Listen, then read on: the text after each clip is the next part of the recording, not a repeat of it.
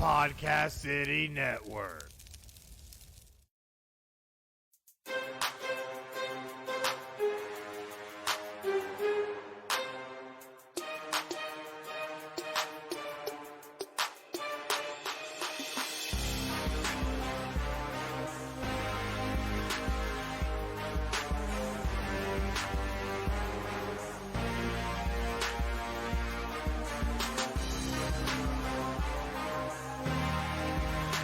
This is Final Score, your number one podcast for sports news. Here are your hosts, Chris and Craig.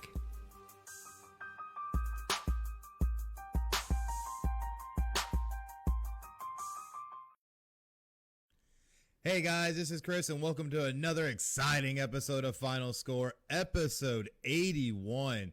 Man, we're getting up there, man. We're hitting the 80s now. It's getting a little rough, but a lot of great things on tap today. A lot of great sports that have been happening, but I can't do any of it without my compatriot, my second musketeer. We're a two musketeer team. Sorry, no third. And we are here for a lot of awesomeness. Craig, thank you for joining, bud. How you doing? I'm doing great, man. I just got my final score gear in. I don't know if you can see this in the frame, but I got my final score gear in, some Podcast City Network gear in this week. So, but showing that off, it's been good. But lots of crazy stuff going on in the world of sports that we might as well just jump right in. Yeah, we're going to need to. But to make sure that you follow all things Final Score, you need to follow us on social media at PCN Final Score on Facebook, Twitter, YouTube, Twitch, and Instagram. Go on there, give us a like, give us a follow. Go ahead, invite your friends, leave a comment, share with your friends, all that good stuff that I always say every week. You know the gist. Just give us that follow because we can't do this without your guys' support. So let's get it going. But we're going to jump right in because there's been some rumblings about what's going to happen with the next NHL season as their commissioner, Gary Bettman, said realignment and potential for another hub model is on the table for next season. What do you think about these comments that he's made? Well, I think it's smart because we're almost a year in now to COVID-19 affecting us here in the United States.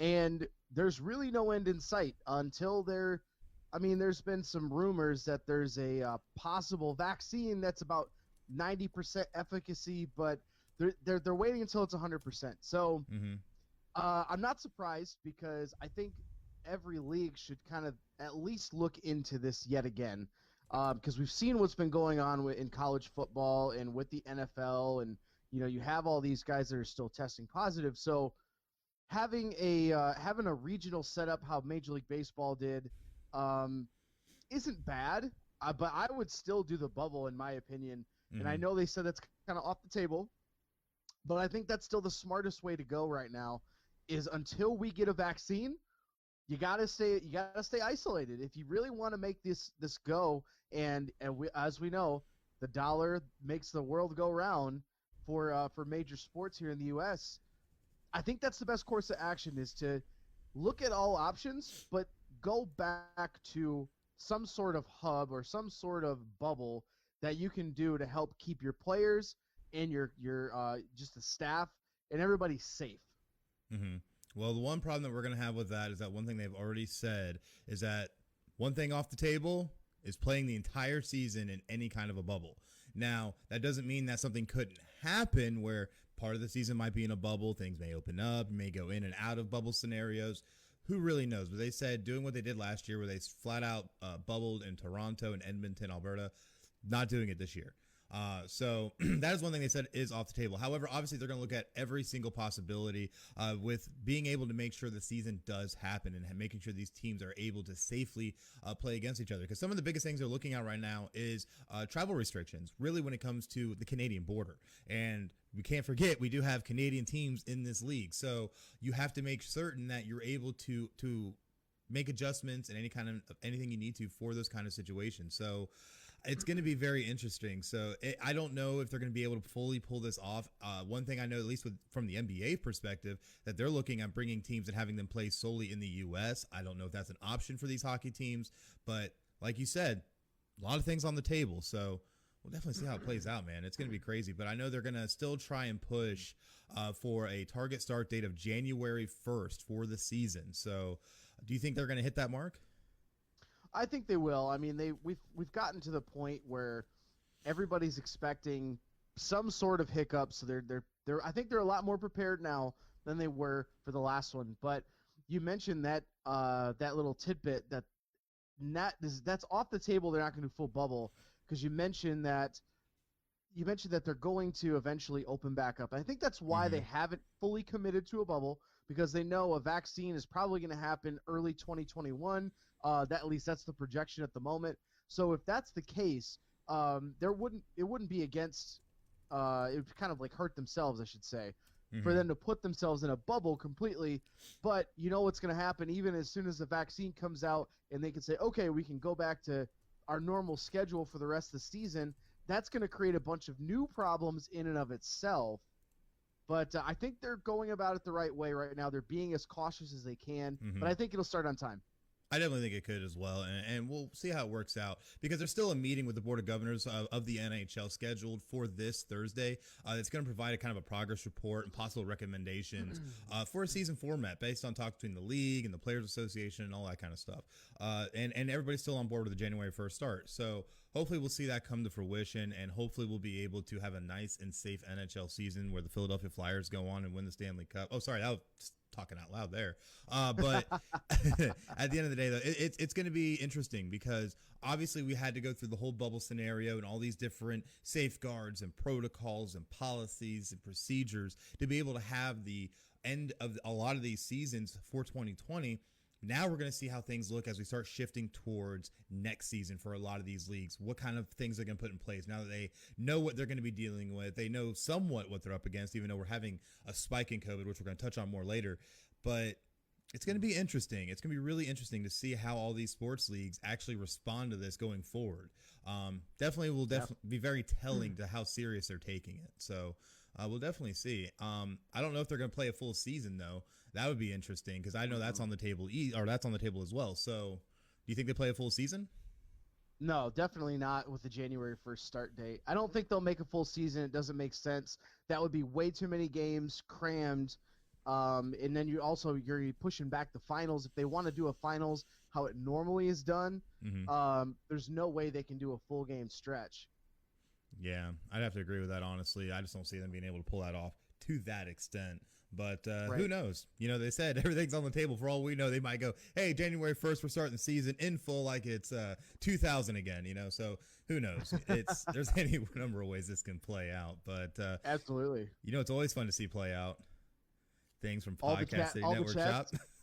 I was going to say all the chats that we got going on right now. Oh, yeah. They're going absolutely wild. Yeah, appreciate shout out. We got double digits viewing at the moment, so that's fantastic. Yes, thank you, guys. Hey, shout outs to those people that are jumping in the chat. George DeMoya, good friend of the show, welcome. Chris of Off the Ball Podcast on Off the Ball Network, awesome. Welcome there. Thanks for dropping in. Matt, I'm sorry, I'm not even going to try to butcher your last name. Maniscalco. There you go. That one I do know. I'm not going to guess at that one like, we did with what he said. Yeah, that's a fun game. I got to bring that back. But but welcome everybody that's up in the chat. Yeah. Let us know your comments throughout the show. Drop it in the comment section. We'll try to answer stuff live as we go throughout the show. And yeah, like one topic that's in there is about NBA. We're actually going to talk about that in a little bit. So that'll be a lot of fun. But hey, while you're waiting, you can go to podcastcitynetworkshop.com and you can go check out some new FinalScore gear. Like I'm rocking my FinalScore shirt this morning. We got Podcast City Network gear. You'd be surprised at how much we have on that shop, and we're always adding new things. So we have neck gaiters and face masks to protect you from COVID-19. We've got coffee mugs with your favorite show or the network logo, or just a T-shirt if you want to go, support FinalScore and Podcast City Network. We've got you covered at the shop. So to get all your favorite stuff and check all that out, it's at podcastcity.net/shop to check out the entire lineup of stuff. We're always adding more. We've even added flip-flops. We've added flip-flops. That's right. I mean, we're in Florida. We kind of have to. But I mean, there's cool stuff in there. We're always looking at other things. We've got there's laptop cases and backpacks and just a bunch of stuff. So go check it out, podcastcity.net/shop.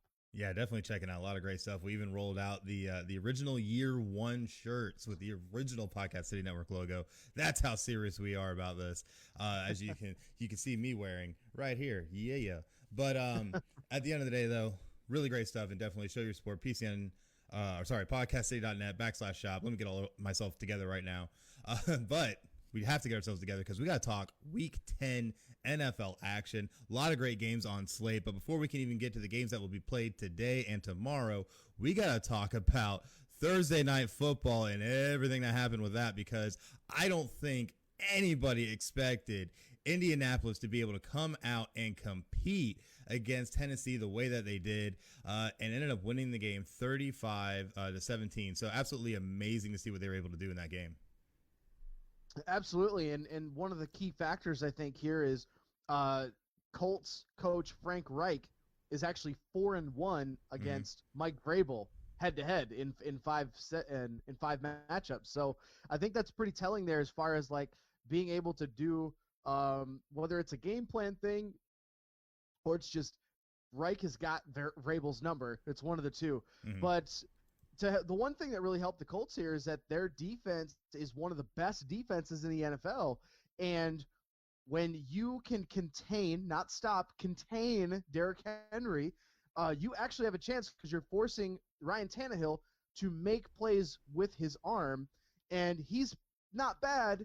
He's good for that offense, but he's not an elite level quarterback. So I think that's really what plays into the Colts' hands in this game and why they won so big on the road and now take the lead in the AFC South. Yeah, absolutely. And quick correction, it was 34-17 before somebody points it out to me. But yeah, it was absolutely amazing to see what happened in this game. Phillip Rivers actually looked kind of like how Phillip Rivers used to play when he was in I almost said San Diego, in LA. And he played great, 29-39, 308 yards and a touchdown. Not super huge flashy, but it's him, I feel like, starting to get comfortable in this offense. He's starting to find his playmakers, and they're starting to make things happen. I really thought that the Titans were going to run with this, even to the point I made a bet on this game just because I was like, there's no way the Colts beat the Titans. Now look at them. The Colts are now leading the AFC South. It's crazy to see 2020 football just unfold.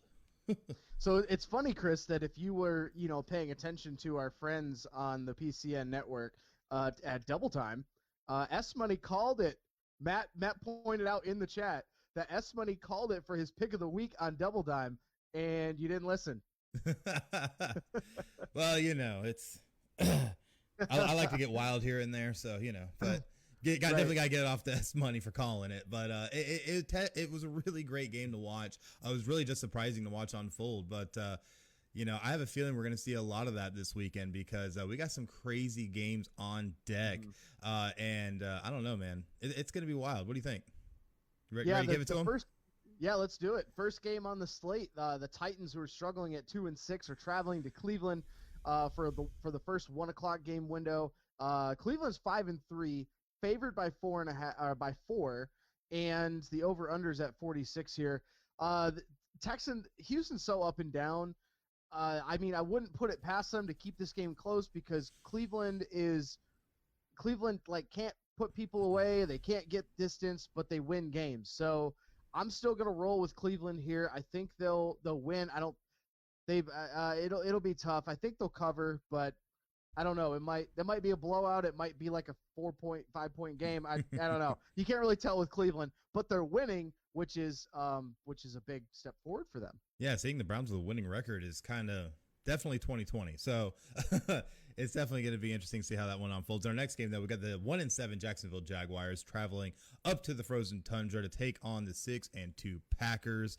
1:00 game at Lambeau on Fox. Green Bay is favored by 13.5. Over/under set at 47.5. However, Green Bay, I think, is going to have a field day. They haven't been able to always have the best track record as of late. We do remember, obviously, that trip to Tampa and how well that worked out.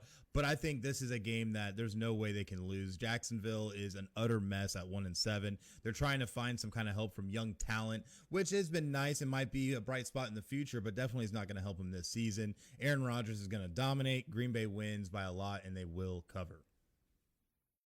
Absolutely. Looking at the next game, we've got the Washington football team at 2-6, traveling to Detroit to play my Lions, who are 3-5. That's at Ford Field. Detroit's favored by 3, over-unders at 46. I easily would like to just point out the fact that as much as I would love to pick the Lions here, I think this is going to be a very tight game because every single team that the Detroit Lions play, they make the opposing quarterback look like a bona fide Pro Bowler. And you know who's starting for Washington this week? Alex Smith.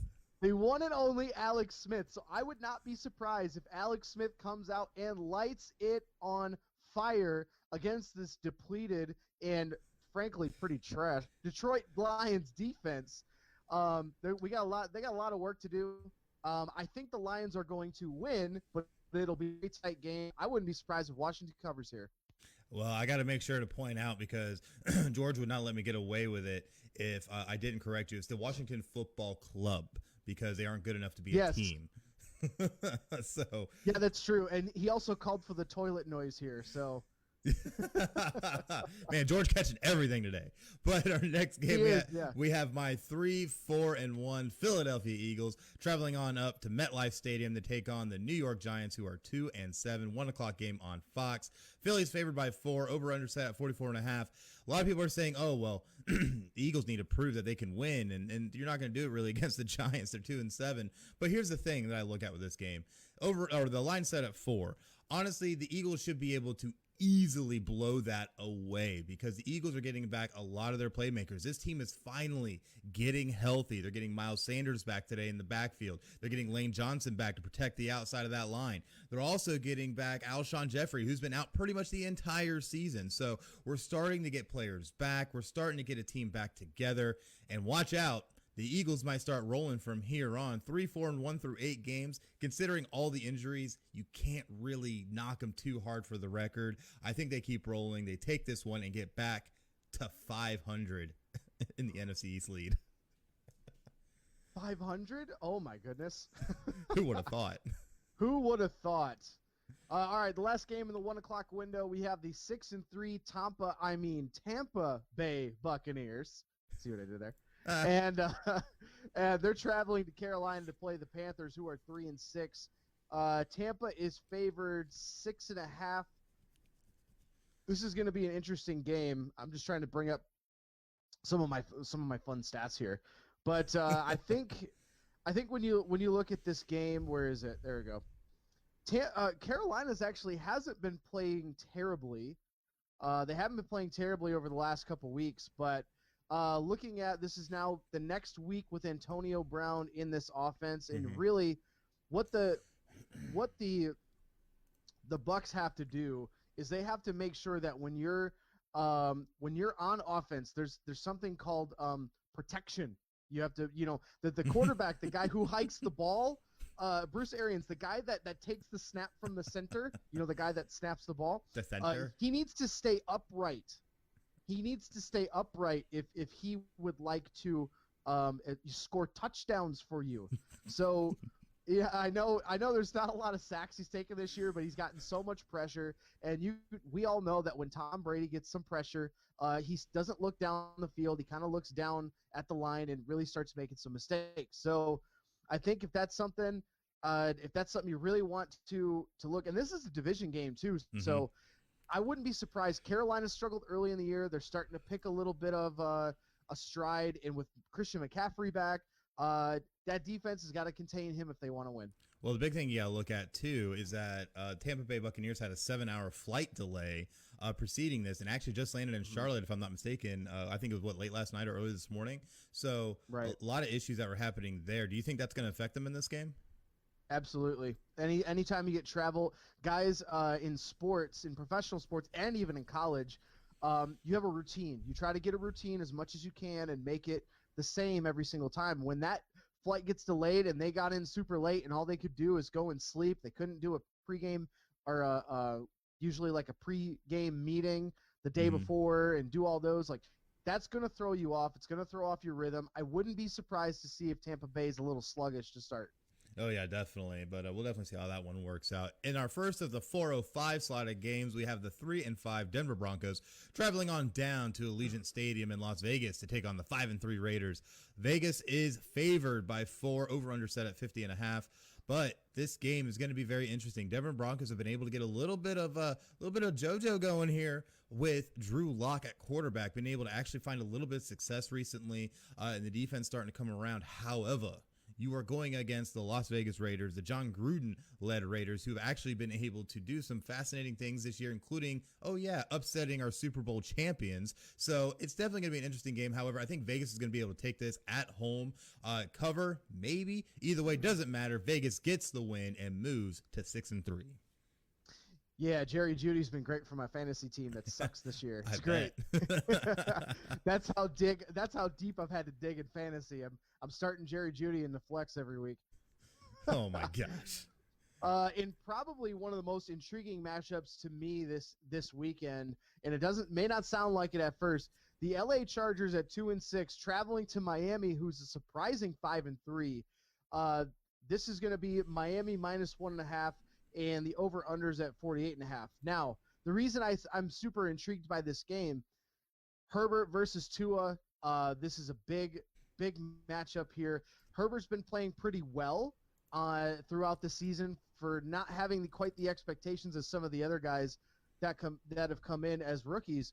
Mm-hmm. But, I mean, Miami, if Brian Flores does not get Coach of the Year this year, we should riot, because there's no other coach right now that should be more deserving than Brian Flores to get this. Because look at what Miami was like last year. Look at what their expectations were this year, and you come in, you're 5-3. Your defense is playing pretty well, and I see you making that face at me. You have some other. That is incorrect. You know why? Because let's not forget the Steelers are 8-0. Mike Tomlin has come back and turned that team around. I think he's going to have some stiff competition. No. That's a model of consistency, though, because that Mike Tomlin is expecting that kind of stuff every year. The people expect that stuff from the Steelers every year because they've been showing it for years. Miami, I'm still standing by it. Brian Flores needs to get Coach of the Year. Assuming they don't have a massive fallout at the end of the year, I mean, if they are even close to 500, if they're 8-8, 9-7, 7-9, he's still got to get Coach of the Year because of how they've been playing out this year. But I think Miami's going to take it. I think it'll be a very tight game. But Miami improves to 6-3. Oof. Oh man, we're gonna have a battle about this one next episode or something, because when I look at it, I know you want to say, oh, Mike Tomlin and the Steelers, they expect to win, all that kind of stuff. But here's what I see. When's the last time the Steelers were 8-0? Let's go ahead and put that out there. And let's remember what they were able to weather last year with dink doink helmet to the head, Mason Rudolph. So I think given everything Mike Tomlin's been having to go up against, I think he's going to end up being a shoo-in. Unless Miami wins their division. If Miami wins their division and makes playoffs, then I could see Flores winning that. Otherwise, if you don't make playoffs, then what was the point? Miami makes playoffs, he wins Coach of the Year hands down. I don't think there's any argument on that. Because also, look, yes, you had Big Ben was out for the whole year. He's back. He's still a Pro Bowl player. So and 14 straight winning seasons. Just saying. And look at how their defense has been playing. Their offense, okay, you can make a kind of an argument there, but you got rookie Chase Claypool playing pretty well. Juju's been okay. But I mean, if you have Mason Rudolph as the quarterback and the Steelers are 8-0, then yes, I'll think about giving Mike Tomlin Coach of the Year. But no, you got Big Ben. We've seen what Big Ben can do. I take that argument, I crumple it up, and I throw it away. I've taken that argument. That's we'll gone. Definitely talk about that some other time, but in our next argument is Swiss cheese. That argument is Swiss cheese, my friend. There's too many holes in it. Oh, this guy. Let me actually have some time to prep, and I'll show you how Swiss cheese it is. But no, we have the 7-2 Buffalo Bills traveling on down to the desert to take on the 5-3 Arizona Cardinals. Arizona is favored by 3, over/under at 56.5. The last of our 405 games. This one, though, could definitely be a little bit, I don't even want to say a trap game necessarily for the Bills, because the Cardinals aren't necessarily a bad team, but the Cardinals really have a chance in this game. Kyler Murray has been able to do some fantastic things. And man, who would have thought you actually get a little bit of receiving help that you actually might be able to do something?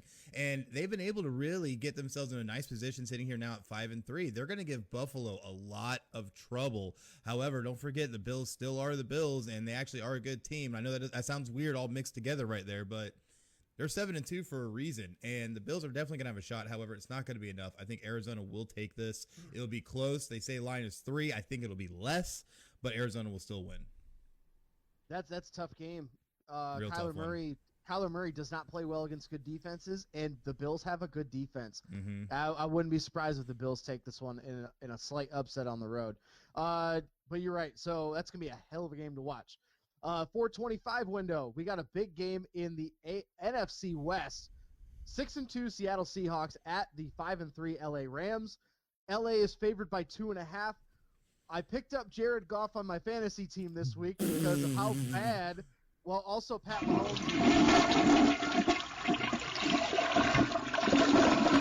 You know I had to hit you with it. Pat Mahomes is on a bye. And Seattle's pass defense is so bad, just so many years removed from the Legion of Boom. I wouldn't be surprised if this is going to be a shootout, just like almost every Seattle game is nowadays. This is going to be a shootout. I will take the Rams in a slight upset, even though they're favored at home. As far as the records are concerned, I'm going to take the Rams to win this one. Yeah, I actually have to give my 2 cents on this one, just because with Seattle's also missing their starting running back and their backup running back. So a lot of issues right there in the backfield. A lot of pressure going to be put on Russell Wilson. But with the Rams, Jared Goff has been playing like hot garbage for the past 3 games and has had so many turnovers, more so than touchdowns, if I'm not mistaken. And it's been bad. Now, not saying that he can't get it going back against the Seahawks. Jamal Adams has been garbage for Seattle, and their defense is definitely not Legion of Boom 2.0. So Rams definitely have a shot. This is going to be a shootout, man. And I don't even know if I could pick a winner in this one. I might have to agree with you and go Rams since they're at home, but who knows? In our next game, though, we have the 4-5 San Francisco 49ers traveling on down to the Bayou to take on the 6-2 New Orleans Saints. 4:25 on Fox. New Orleans is favored by 9.5, and line is set at 49. But this is going to be a very strange game for a lot of reasons, just because you're already looking at San Francisco, who has been battling through injuries, trying to show that they're relevant, trying to show that they're still a contender, and keep falling on their face. Now they're 4-5. But the Saints have lost games that they probably shouldn't have in a lot of ways, but have still been able to battle to a 6-2 record. Of course, let's not talk about what happened to Tampa. So at the end of the day, the Saints, I feel, have much more firepower on their side. They've been able to move past the Michael Thomas drama. They've been able to even take Taysom Hill and make him even more of a Swiss Army weapon than he was before. I think the Saints will take this one and keep on rolling, and they will cover the line and improve to 7-2. So George made a hilarious comment here in the chat. He said the Rams are the worst winning record team in the NFL. I think the Chicago Bears would like to speak with you, sir. Yeah, so much so they turned over their play calling. My goodness. So I had to make sure to reply back to him in the same fashion, because that's worth the reply there. I love it. He's right though. They're pretty bad for being a winning record team. But yeah, the Chicago Bears would like to speak with you, sir. All right, let's move on. We've got the aforementioned undefeated Pittsburgh Steelers at 8-0 are going to host the 2-5-1 Cincinnati Bengals. Let's see, Pittsburgh 7.5. The over/unders at 46.5. For as good as Joe Burrow and company have been playing on offense and keeping them in the game, he's got his stretches where he does well and then doesn't do well. We're talking about a Pittsburgh Steelers defense that is one of the best in the NFL. I think Pittsburgh, it's going to be close early, but in the fourth quarter, they're going to run away.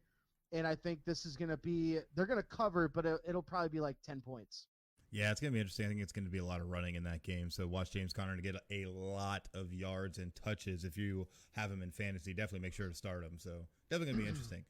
But you know what, though? Tyler Boyd's still getting it done for me on Cincinnati. So we'll see what happens. But Sunday Night Football, we have the 6-2 Baltimore Ravens traveling on over to take on the 3-5 New England Patriots at Gillette Stadium in Foxborough. 8:20 start time on NBC.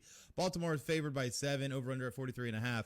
However, New England has looked really bad, barely barely beating the Jets, and it was sad because to me, I'm like, you're struggling. Like, yeah, you got to win, but it's just the Jets, bro. Like the Jets. Like I'm sorry for our buddy in the chat, Matt Maniscalco. Yeah, it's the Jets. Okay, so the Patriots are not anything like what they used to be. Definitely proving, I feel like, that the Patriots' success was more attributed to Tom Brady than Bill Belichick. And I think the Baltimore is going to be able to take full advantage, even though Baltimore is still going to be without Mark Ingram in the backfield. They'll have J.K. Dobbins running that rock, and he better run it good because I started him in fantasy. So do a good job, run that rock, score a bunch of points, cover that line. Ravens win. And in our Monday night game, we have probably what is one of the most disappointing Monday night games, unless you have the Detroit Lions in the Monday night games. The Minnesota Vikings, who are 3-5, travel to Soldier Field to play against the worst team with a winning record in the NFL, 5-4 Chicago Bears. Dubbers. It's going to be Dubbers. Minnesota is favored by 3. I think that even though Chicago's defense is very good, and it's been keeping them afloat, having a winning record, that offense is so horribly bad. It is so horribly bad. It doesn't matter who they throw in at quarterback. They could throw Chris Wilson in there at quarterback and probably do a better job than Nick Foles and Trubisky, and I don't even know who their third quarterback is if they've even played one. Yeah, that's right, Nick Foles. Take your Super Bowl and shove it. I'll win the game. I think if the Vikings can establish the run, much with Dalvin Cook like they did against Detroit when they completely throttled Detroit, I think that can be the key here. If they can establish the run, Kirk Cousins, we know what we get out of him. He's very Jekyll and Hyde. He's not very good, not very consistent. So if they can establish the run and you can get a couple turnovers on defense against this really, really bad Chicago offense, Minnesota's got a good chance. I think they win.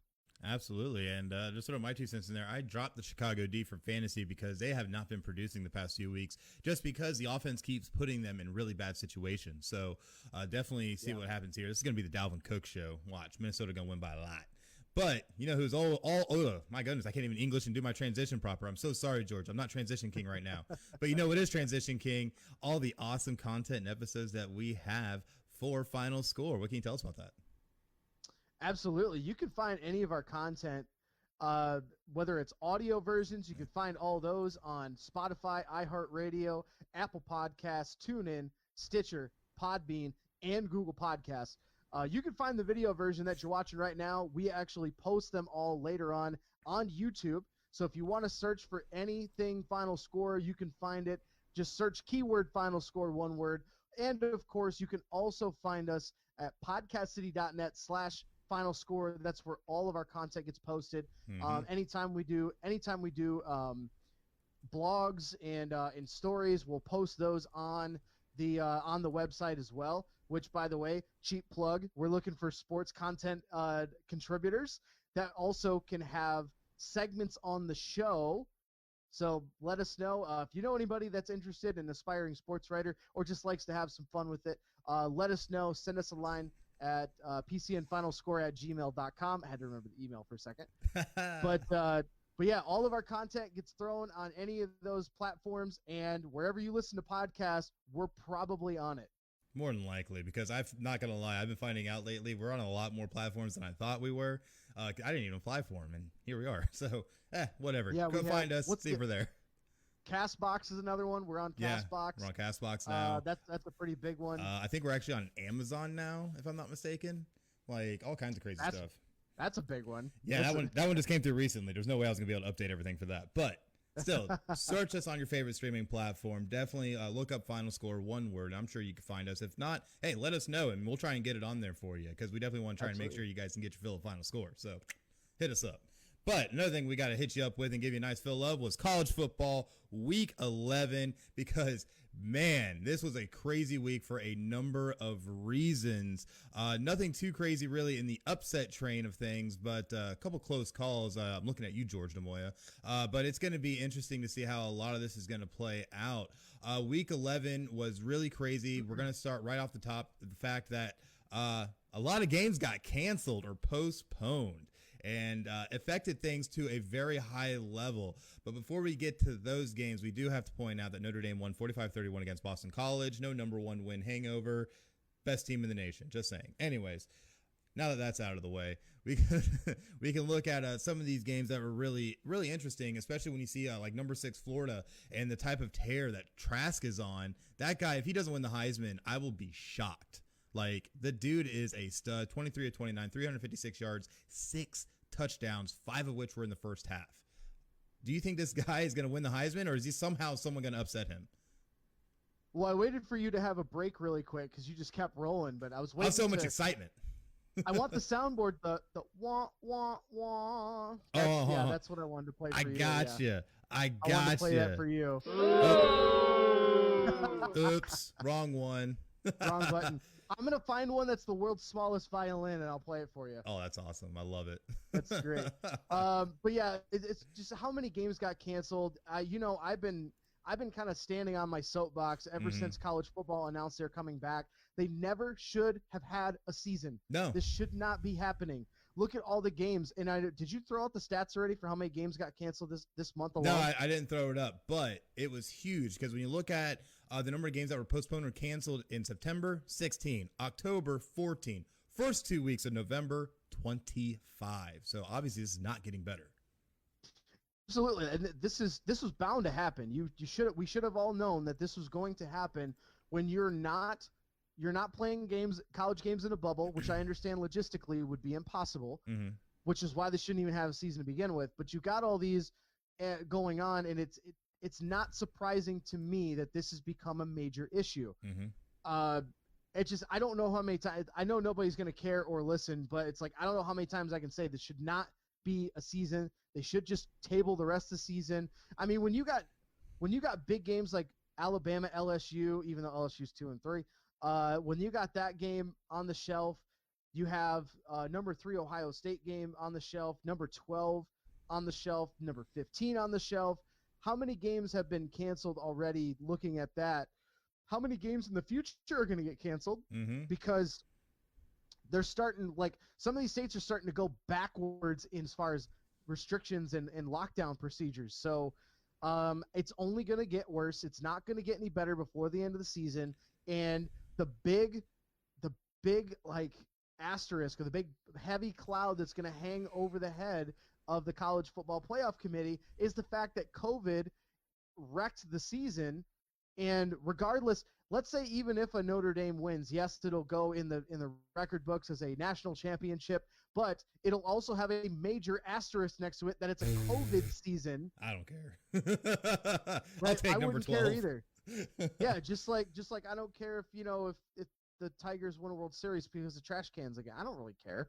But that's the thing is, no matter who wins the college football season, who wins the championship, it is going to matter for their program, but it's also going to be like, yeah, well, that was a COVID season. So, no one's really going to give it any credibility, unfortunately. I don't think it's going to that point, and we can't give it credibility. There's still going to be credibility.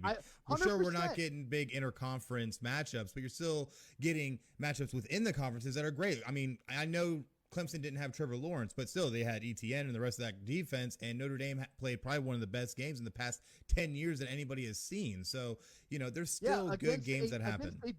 Against a depleted number 1 team. If Trevor Lawrence is in that game, it doesn't go to double overtime. Notre Dame doesn't win. You are high as a kite, sir, because guess what? I don't see Trevor Lawrence doing any better than the 400-plus yards and a couple of touchdowns and the rushing touchdown that their backup Uguawewe was able to actually produce himself. Trevor Lawrence wouldn't be able to do that much better because remember, Notre Dame still is a top 5 defense and one of the best scoring defenses in the nation. So Trevor Lawrence would have had his hands full just as much as DJ did. Outside of what, 1 or 2 teams you played against the bottom of the barrel in the ACC, that gives you credibility? I don't think so.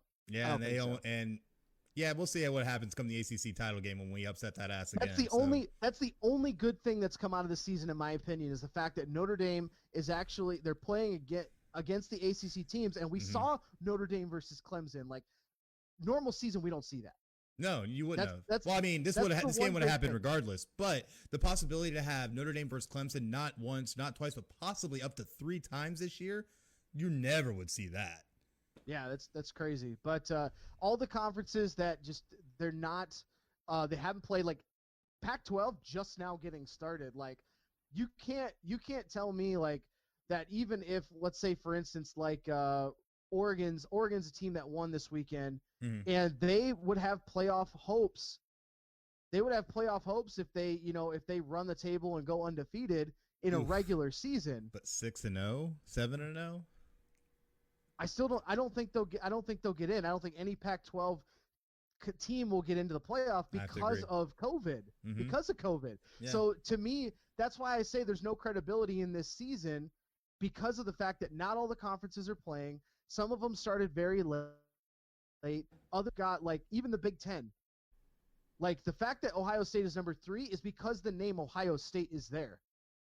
And that's my personal opinion, because they've beaten 2 crap teams. 3 crap exactly. teams. Yeah. They've destroyed crap teams, which is what they do every year. But they destroyed crap teams, but they also don't have a full season. Yeah. So, I mean, I think it's really tough to be able to look at that and say, yeah, you know what? This was the best team in college football this year. Because I don't think that's possible. Because then a lot of guys aren't gone because of COVID. Trevor Lawrence plays. Clemson and that Notre Dame game becomes a much bigger game than it. I think it was a big game, but I think it becomes that much bigger. Oh, no, I agree. I absolutely agree. And I don't want to try and take away from what your argument is. I do agree, because I'm someone who thought that the season shouldn't have happened either. But when you have to look at the contingency of how you're going to be able to try and have something, because we can't just have nothing, or just try and go on and act like, well, we got this pandemic, let's not play college football for 2 or 3 years. That's not going to happen. So at the end of the day, they got to try and figure out something. But it's not going. Well, yeah, absolutely. But in the kind of society we live in, money rules all, and you got to make that cheddar if you want to get anywhere. So, you got to be able to tap into your cash cows. And sadly, for college athletics and colleges as a whole, college football is usually their cash cow. But they got to try and make contingencies. I feel like not being able to have outside of conference play happen at all is really what's probably hurting this argument, or for anybody's argument of trying to say that this season's legitimate. Because when you have, like you said, Ohio State, who's 3-0, has beaten nobody. Penn State does not count. They're 0-4. You've beaten, Nebraska, Penn State, and another no-name last week. So, and what makes me sick is that you had Notre Dame at the time, who was sitting 3, and Ohio State jumps them after they beat, who? Nebraska? Really? Yeah. So, I definitely have my issues with this season as a whole. I think there's going to be even more issues as we go. Obviously, we're having a huge spike in COVID right now. I think that's going to continue throughout this month and maybe even the rest of the year. But I don't know, man. It's just you still got to try and have it happen, and you got to try and make it as legitimate as possible. And I feel when it came to the ACC and the Big Ten and the SEC, they did the very best that they could, being able to give them as full of a schedule as they could. Even with the ACC having an out-of-conference game, which Notre Dame dominated 52-0 against USF, but still, that game wouldn't have happened either. So if we had a normal season. But you look at the Pac-12, 6 games, 7 games. How do you actually put a 6-0, 7-0 Oregon team up against, say, a 10-0, 11-0 Notre Dame team, or say even a 10-0, 11-0 Ohio State team? It's just you're not going to be able to do that math properly to be able to really justify it on either side. And that's where I think the college football playoff is going to have a lot of issues. There's some pushing for the college football playoff to be expanded. Some even saying it needs to be pushed back. But I feel like no matter what you do, we're in a shit show. Welcome to 2020. Yeah, that's exactly what's going to happen. Is they're going to I wouldn't mind the argument of expanding the playoff, because eventually I think it's going to go to 8 teams, which is fantastic. Have 8 of the top 10 teams in the country all play against each other. That, I think, is going to make them a lot more money than any of these bowl games ever would. Mm-hmm. And I think they're slowly starting to realize that. George is fired up in the chat, saying shout out to Marshall, number 16. Yes. In the country. Number 15 is Carolina, the Chanticleers. Yeah. Yeah, and their game got postponed. Shout out to the small schools. Well, the big shout out for Marshall is the 50th anniversary of the tragic plane crash that took place back in 1970. So it was a huge game for Marshall. They wore all black unis in remembrance and rolled Middle Tennessee 42-14. And don't look now, Marshall is 7-0. So just saying. Yeah, the last thing before we'll move on from college football, but I think I could make an entire show based around just how much I would really love to just dump all over my Michigan Wolverines and how they're handling Jim Harbaugh right now. Harbaugh is he should go. Like there's no more excuses. Even in the COVID season, there's no excuses. It's we got smacked by a couple of teams that we shouldn't have got smacked by, and got destroyed. Well, Indiana's starting to look a little bit more legitimate because they beat Penn State, who now it doesn't look very good because they're 0-4. But coming into the season, they had a lot of hype. Indiana, let's see what the rest of their schedule looks like and how they play out. But if they finish with only 1 or 2 losses, I think that gives them some legitimacy as far as beating the teams that they beat this year. Well, but I don't think it's going to matter. I think, and it's Michigan's going to do this to themselves. They're going to use COVID as an excuse to keep Harbaugh, keep Don Brown, and keep.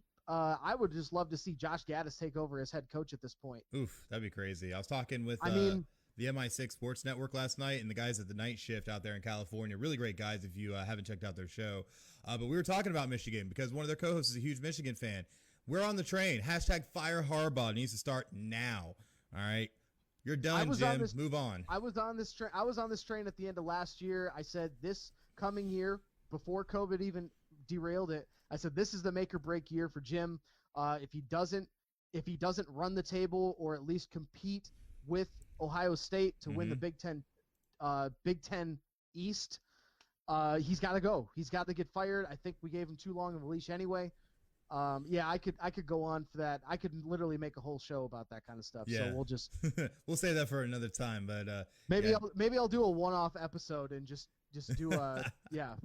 Might have to because I know you got a lot of feelings, and if you need someone there for you, I'm there for you. I'll be there to tell you how right you are and how bad Michigan is. I will do that for you. Just as much. I appreciate you because that's what friends do. That's what friends are for. That's right. Just like Podcast City Network is there for you, our parent network, and all the great stuff that they do for us. You can find Final Score on Podcast City Network by searching podcastcity.net/Final Score and checking out all the great stuff that we have there because PCN is your home for up-and-coming podcasts and independent podcasts. And you can find them on social media at facebook.com/Podcast City Network, on Twitter at Podcast City Net, on YouTube by searching Podcast City Network, and of course the website podcastcity.net. So definitely make sure to go check it out, and a lot of great shows on there, so definitely plenty of content. But now we're going to have to switch on over to some guys and some situations and some stuff that ain't too savory because Houston, do we have a problem? It seems like there's a huge issue right now with the Rockets franchise and everything surrounding James Harden and Russell Westbrook. It's turning into a proverbial shit show, and I know everybody right now is cool about it, and there hasn't been any official trade requests made, but I don't think Harden and Westbrook are both going to be in Houston next year. What do you think? No, I think this experiment, this run with the Houston Rockets is done. I wouldn't be surprised if James Harden is gone shortly too, because the big story coming out of here is, head coach Mike D'Antoni, who was brought in because of his offensive prowess and how he's going to help, and he did put James Harden on another level when it comes to his offensive production, just how he coaches his offense. But he left the franchise. The general manager Daryl Morey, who basically went all in and it kind of proclaimed that Houston was going to win a championship. He left, citing that he wanted to spend more time with his family. And then 2 weeks later, joined the Philadelphia 76ers, which is like, okay, what? That's a little fishy. So it's really, I think it's a glorious just explosion happening in front of our eyes. It's like a really nasty car wreck. You just can't look away. You're like, man, yeah, that's exactly what's going on in Houston right now. So Houston is about to, I think, take a really big step back. There's talks that for Westbrook, the Knicks, the Clippers are two major teams involved for trade talks with him. And as far as James Harden's concerned, I don't really know. I don't have the stuff in front of me as far as his contract and how many years are left. I know he's got a decent amount left, if I'm not mistaken. But no one's officially come out. But I think Houston's window is officially closed. And what they should do with this new regime come in, if you can't keep those two guys happy, you're just going to have to blow it up. They already got rid of Clint Capella because of how much money he was making. They got rid of a bunch of guys. Just blow it up. You're going to have to start all over. And Houston's going to go back to being just kind of a mediocre franchise for a while. Well, looking at the actual contracts, Harden has 3 years left on his max deal contract that he received from Houston not all that long ago. Because don't forget that he was MVP in 2017 and 2018 and finished in top 3 in voting 4 other times in the past 6 years. So Harden is definitely a good talent, and that dude is getting paid. And there's a player option at the end of that, too, for a 4th year. Now, with Westbrook, he also has 3 seasons left on his contract, also with a player option at the end for the 2022-2023 season. So it's crazy to see like how this has kind of devolved. I thought, when these two got together, this was going to be a match made in heaven, that they were going to be able to make a lot of things happen as long as they could keep their tempers tempered and be able to keep things in perspective. However, it seems like a lot of animosity has grown between the two players, but they're still trying to be as professional as possible. I also have heard that the Charlotte Hornets are linked to Russell Westbrook because the big thing that apparently has been coming out about Russell Westbrook is that he just wants to be the man again. He likes being the man for a team. So I don't think he really cares about going and finding other star players to play with because he wants to be the star player and be able to go and ball out, because we know Westbrook is a notorious ball hog. So I feel that he could land in just about any situation. Please don't send him to Orlando. We already have enough drama, but it's going to be interesting to see how it plays out. Yeah, Orlando's a playoff team. They're not gonna give up. Oh gosh, as that much as feels they weird want hearing to, that. Orlando a playoff team? Yeah. I've even seen rumors that like the Pistons are potentially interested, and a bunch of those teams. But so Chris LeBron, who I don't know if he's still watching, but he's a friend of the show with Off the Ball podcast. He had put out on his social media asking if the Knicks should go after him, and my exact comment was, if you want to energize the fan base and sell tickets, absolutely go for it. If you're trying to win, make the playoffs, and win a championship, stay away.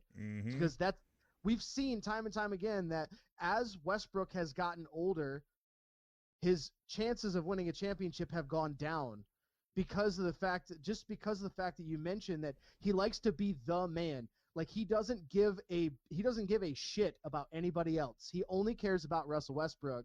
He only cares about getting his stats.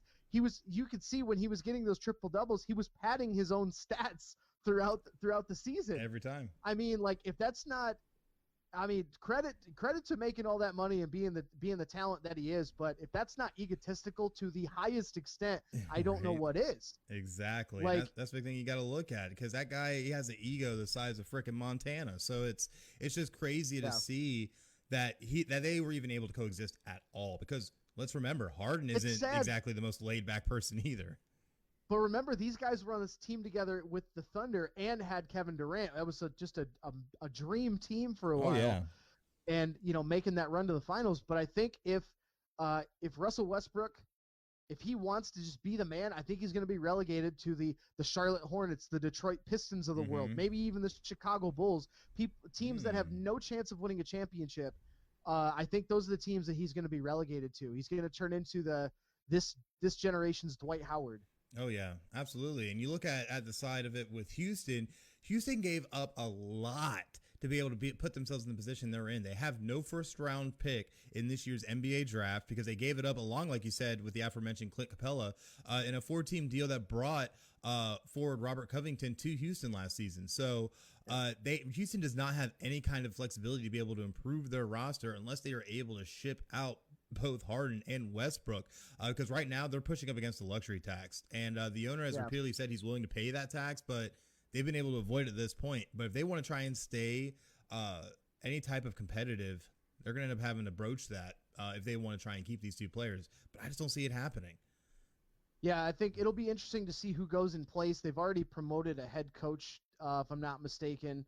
Or no, they've hired both a GM and a head coach. So I'm really interested to see how Raphael Stone does as GM, Steven Silas does as the head coach. I think like you said, that the ownership is willing to pay the luxury tax, but I think by the trade deadline this year, you'll really see is Houston trying to keep it together, or are they just going to break it down and start all over? Because there's some teams out there that would want either Westbrook or Harden, obviously not both. But I think they could, if they really wanted to, they could get a lot of those draft picks back. They could really get a lot in return. They could get a lot of young players that maybe they want to see develop, get a lot of draft picks. I think those are definitely all on the table. Just depends on what direction this new regime wants to go in. Well, that it also comes down to the fact that you got to find a team that's going to be willing to take on those contracts because, like I said, Harden's owed $131.5 million over the next 3 years. Westbrook owed $131.5 as well over the same time frame. So it's going to be rough, but I think it could happen because it needs to happen for Houston to be able to find any kind of success in the future. Yeah, as far as like that's what you mentioned, like who's going to take that on? The Knicks would take it on. Mm-hmm. I don't know if the Hornets have enough like in money outside of their salary cap to take that on, but teams that got a lot of cap will definitely be interested. Even if the Pistons decide to take it, that would be a very intriguing lineup to see Blake Griffin alongside either Harden or Westbrook. It'll energize the fan base. It'll sell some tickets, sell some merchandise, but you're not going to win any games. So, yeah, I think those lower end teams with a lot of cap will be the only people that'll be interested at this point.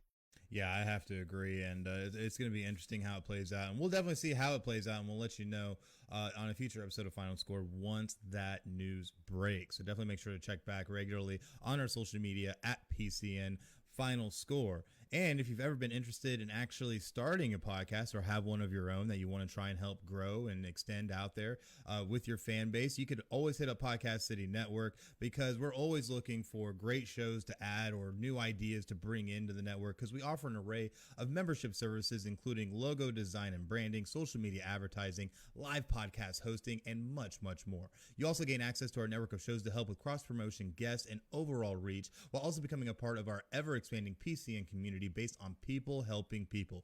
And the best part is no membership fee. So what are you waiting for? Go to podcastcity.net/join now and join the fastest growing independent podcast network around, Podcast City Network. And that means if we just did the join PCN part, that means we're ready for the good old give or go. And it's going to be a doozy. Absolutely. Jump in to give or go. The first topic today, the Miami Marlins hire Kim NG. That's her last name. Kim NG. Ingi, yeah. As the first female general manager and first Asian American general manager in Major League Baseball history. Give or go. Oh, we're definitely going to give on this because this is a historic moment. We're always talking about bringing down the gender and race barriers when it comes to sports. Obviously, we've seen things like the Rooney Rule go into effect in the NFL and all that kind of stuff. But honestly, they have not yielded the kind of results people have been looking for. But this right here is huge because now you have a woman who's been, mind her, she is definitely credentialed. She's been an MLB executive for a long time. So it's not like she's just some random person they chose. Miami really thought this one out. I have seen people blasting this pick, but honestly, great pick, great move, and a great way to try and revitalize your franchise in some kind of way by taking a really fresh approach. So definitely hats off to the Miami Marlins for this. Absolutely.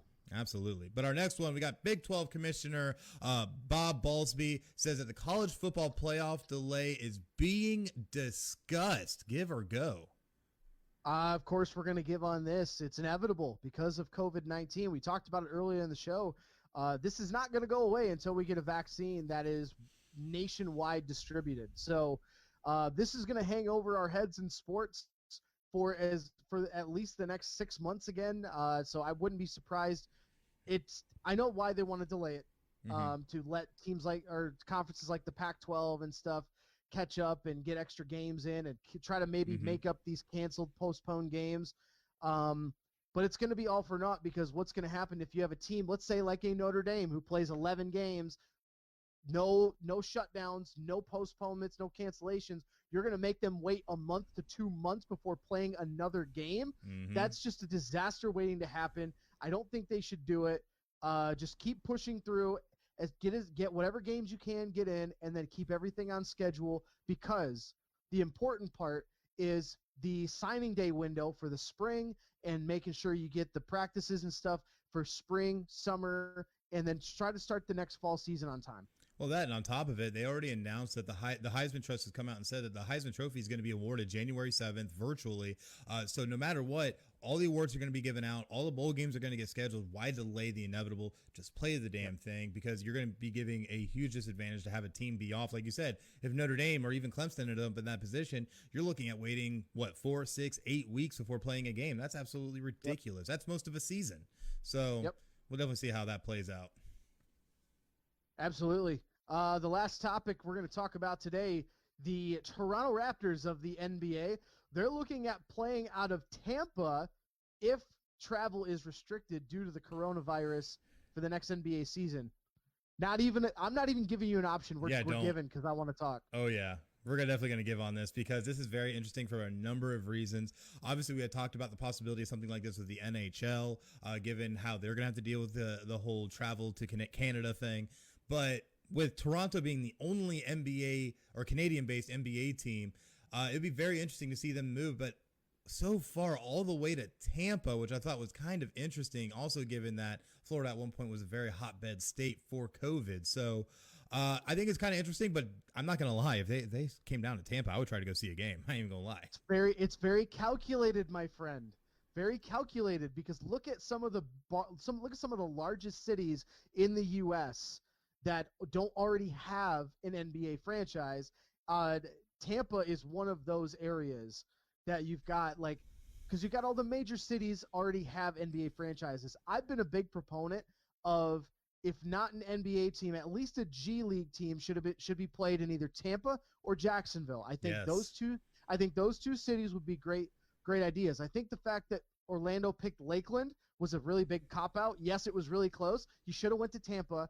Stop with this garbage. You should have been closer to Tampa or at least in Jacksonville. But I think this is a great idea because Tampa, while yes, we're a hotbed for COVID still, but it's a big enough market that you can actually draw fans. It might not be a lot, but you'll draw fans if they can open back up. But that's the other reason why, because the Raptors want to try to go to a state that is open that they can get revenue from. And that's why they would pick Florida. Most other states are not as forward as far as opening back up as Florida is with the rest of the country. And Florida's if they ever a nice try to, word. yeah. Well, if they ever try, whoever goes into the White House next or stays, however you want to look at it, whoever is there next, if they try to restrict and bring back and go to lockdowns, Florida might literally secede. Florida might literally secede and do whatever they want to do. So, so I'm pretty sure that's why teams are looking at Florida, because they're already phase 3. They have been for a while. They're not planning on going backwards. It makes sense to me in every facet of the however you look at it. Well, that's why they do call us Florida. So, at the end of the day, we'll definitely see how it works out. But that definitely does make a lot of sense, especially with Florida also being a tourist state. You'd be able to really draw on whatever kind of tourism Tampa is able to pull at this point, because people are still, going out and trying to live their lives. So Toronto being there actually wouldn't be a bad idea. And there's a lot of things that could go into that. It could be very interesting. But that, sadly, is the end of our Give or Go. What can you tell us about Podchaser? Well, I can tell you a lot about Podchaser. We gotta talk a little bit. Podchaser is your daily source for podcast discovery.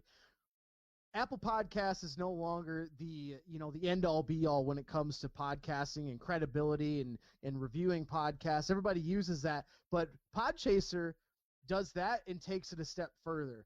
You can actually follow individual creators. You can follow shows. You can browse every podcast ever, and you can even rate and review individual episodes, which is pretty cool. Apple Podcast doesn't do that. But we are also on Podchaser. You can search keyword FinalScore, one word, at podchaser.com.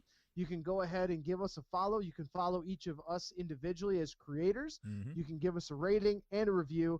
They're doing a lot of cool stuff for podcasters all around the world. They toy with some cool stuff as far as guest connection and all that bunch of stuff. So they're doing a lot of experiments to help the podcasting community. And yeah, shout out to Podchaser here. Yeah, definitely. Podchaser, a bunch of great guys. Were able to meet them at Podfest this year. God, it feels like eons ago when we went to that. and we're able to get a lot of valuable information from them. Really great guys. So definitely check us out on there. Final Score, one word, on Podchaser. But that means there's also time for the week ahead. And obviously we got a lot of crazy games and stuff happening, but also we have Double Dime live tomorrow night, which I think it originally was going to be on Twitter. I think they're going to be switching it to YouTube live for this episode, if I'm not mistaken. Definitely make sure to check them out, though, at Fixed Edge on Twitter. That way you can see the link to see that live stream when they go live. And let's not forget also, we got the end of the Masters today. DJ killing it, man.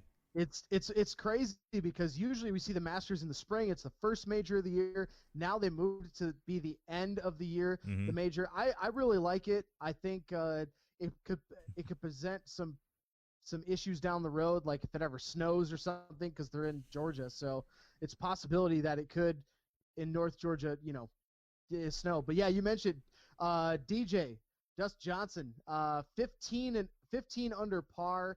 He's through 5 and he's 1 over today at the moment. Rory McIlroy is tied for 4th at 10 under. Brooks Koepka, some other big names, tied for 7th at 9 under. John Rahm 9 under. Let's see. I'm trying to look for the Tiger Watch where he's at. He's way near the bottom. So he's 3 under. He's not too bad, but he's already played 10 today and he's 2 over, so he's not really going to be going anywhere. DeChambeau, who's been a hot topic of discussion over the whole season because he really buffed up during the quarantine. He's 4 under. Yeah, he's 4 under through 10 today, and he's 1 under on the day. But it looks like right now it's coming down to Dustin Johnson and Sungjae Im. Sungjae Im from Korea, who's at 14 under. He's 2 under on the day through 5. So this will be a fun little stretch here if you're a big golf fan. Check it out. It's on the Masters. I think it's on CBS, if I'm not mistaken. Yeah, I believe so. But the thing is with DJ, though, on CBS. He's been killing it so much. I think, if I'm not mistaken, going into today, he had, 54 strokes, which tied the Masters record. Dude's been absolutely playing out of his mind, just being able to make it happen. It's his to lose, but I think DJ's going to end up taking it. Yeah, I think he will too. He's been in these positions before. You've seen he's been able to pull through, and he doesn't have a lot of competition because outside of the top 3, he's 5 strokes ahead of the 4th position, which would be McIlroy and 2 others. Mm-hmm. So I think as long as he can just stand pat, 1 over, if he can just go par the rest of the way, and finish at par, I think he'll be good. Oh, yeah, definitely. We'll definitely see how it works out. But to make sure to see who actually wins, you need to check back next week for episode 82 of Final Score next Sunday, 10 a.m.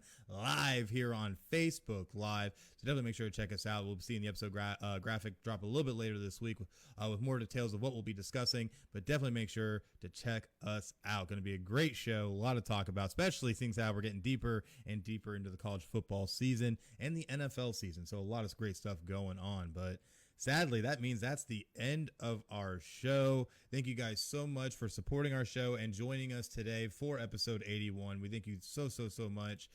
Craig, any final words before we go off? Everybody dropping in and commenting and liking and sharing the podcast. We really appreciate it. Just keep doing it. We're looking at making some moves and bringing on some new people, maybe some new shows in the Podcast City Network sports division. So it's be a lot of fun.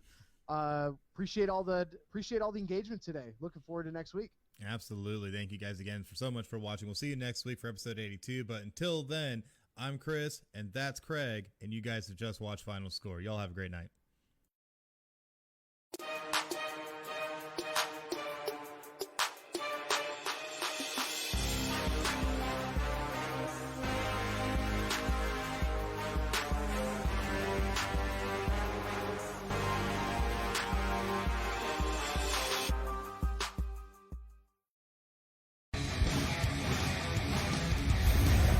Podcast City Network.